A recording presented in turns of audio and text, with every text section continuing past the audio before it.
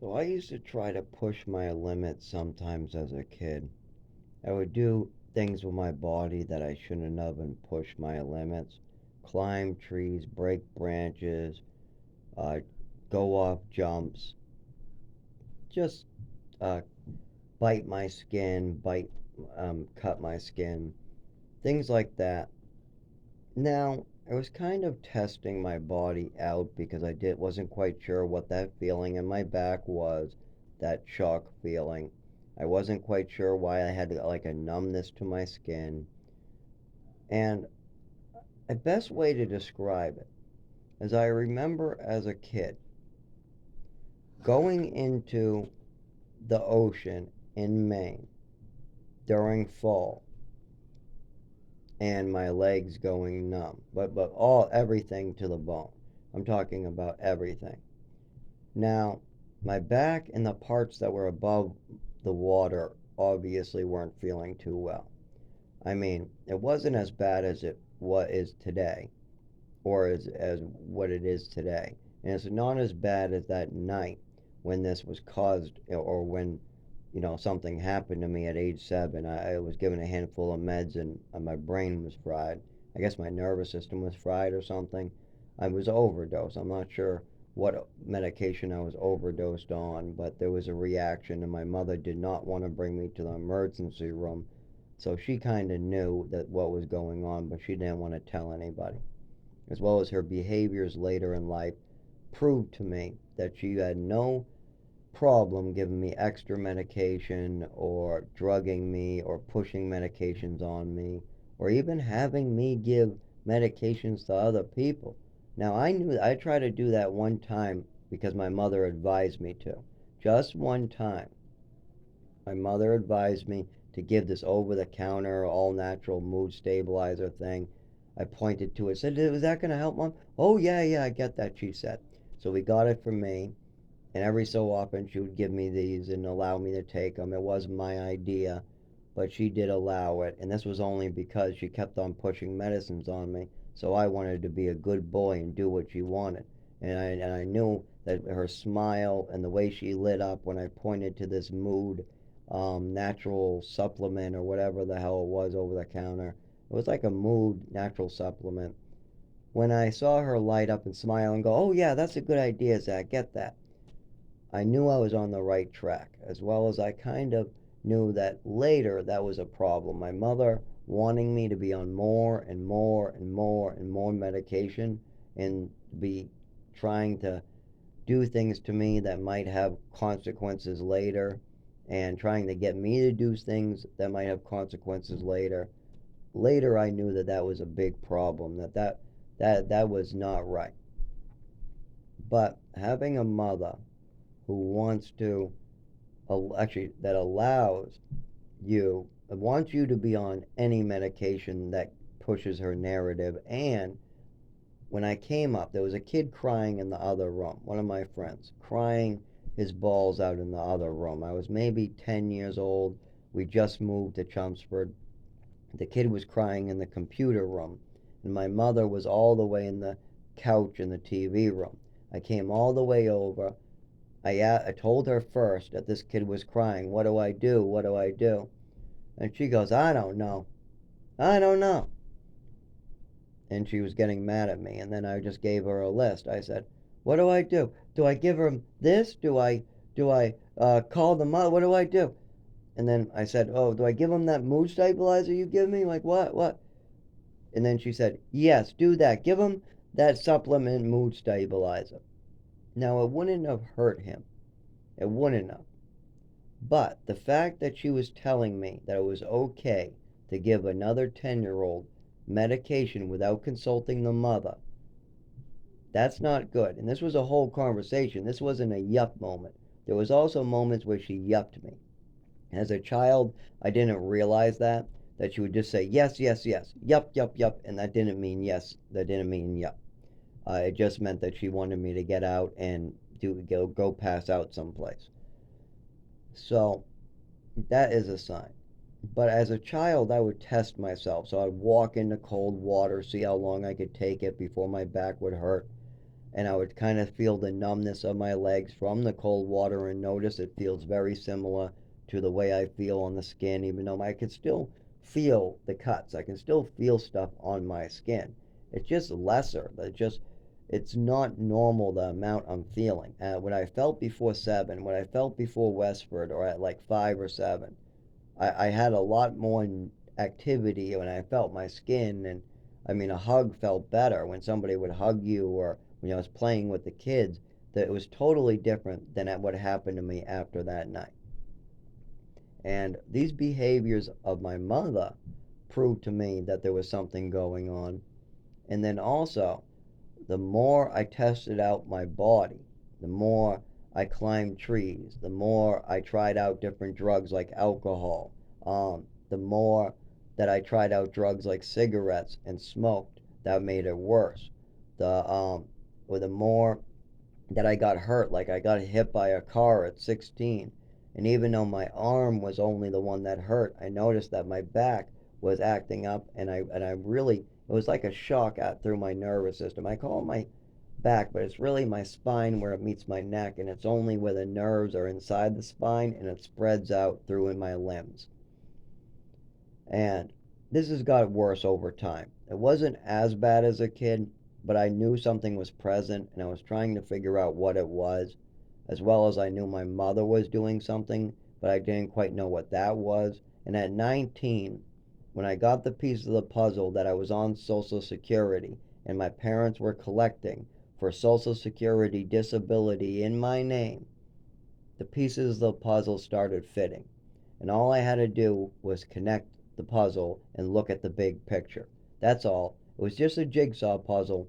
And then when I put all the pieces and all the facts, these are facts, after I take all the facts and put them in place, it makes it very clear what was going on. So that's how I was able to figure this out. Now, getting the doctors to believe me, getting the help I need with the neurological disorder, going outside in the cold on a regular basis, that's a whole nother issue. That's a whole nother thing I'm working on. But at least I was able to figure out what my mother was doing to me or with me. I was able to figure out some of the actions that I was doing was wrong.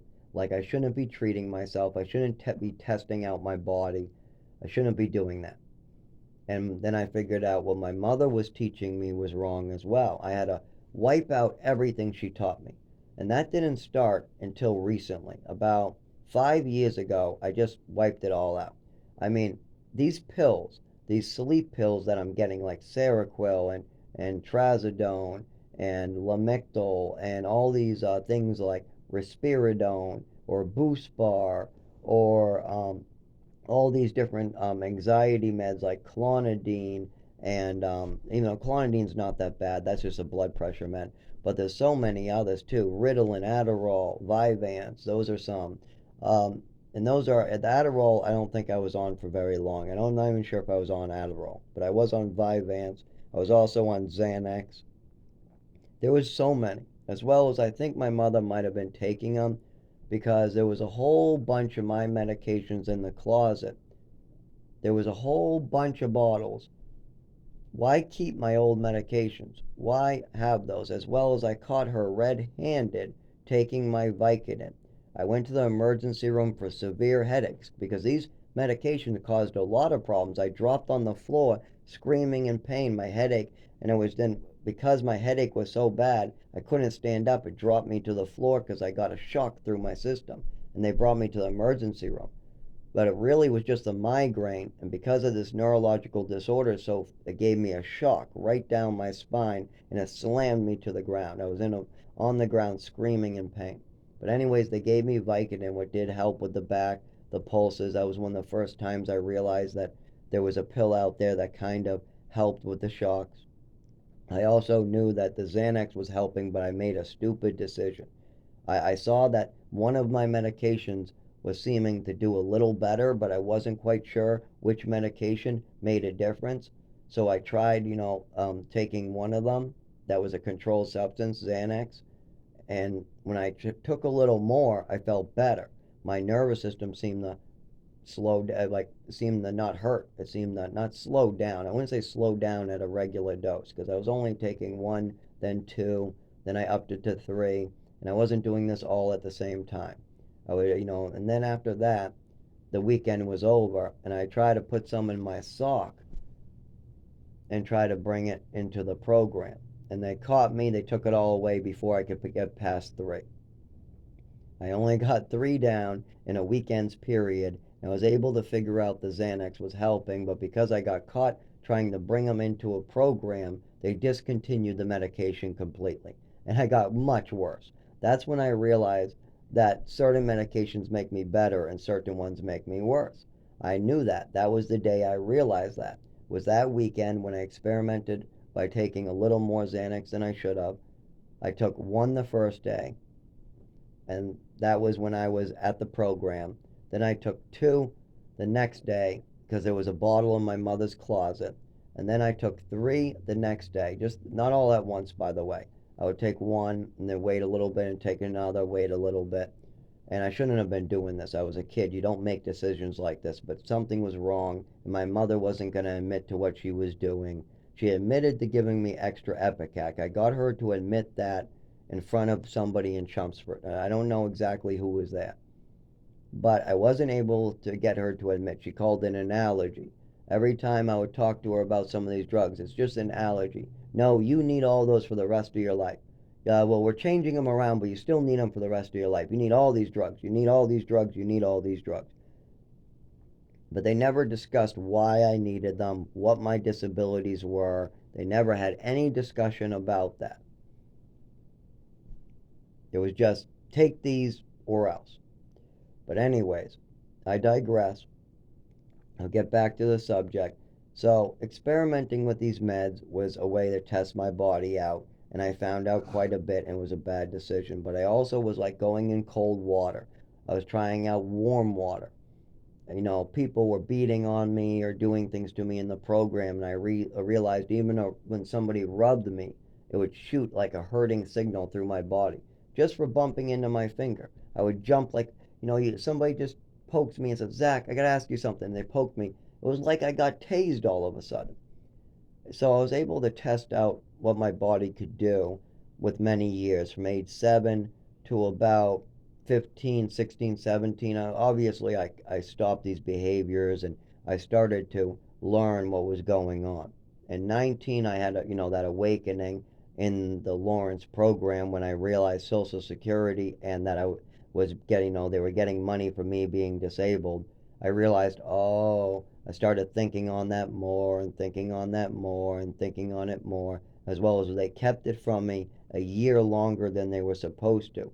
A DMH worker came and talked to me about that and said that I could charge them, that I could get all that money back and I would have to sign a bunch of stuff, and I just refused. I backed my father and I made a deal with him, and he did not keep his end of the bargain. He didn't.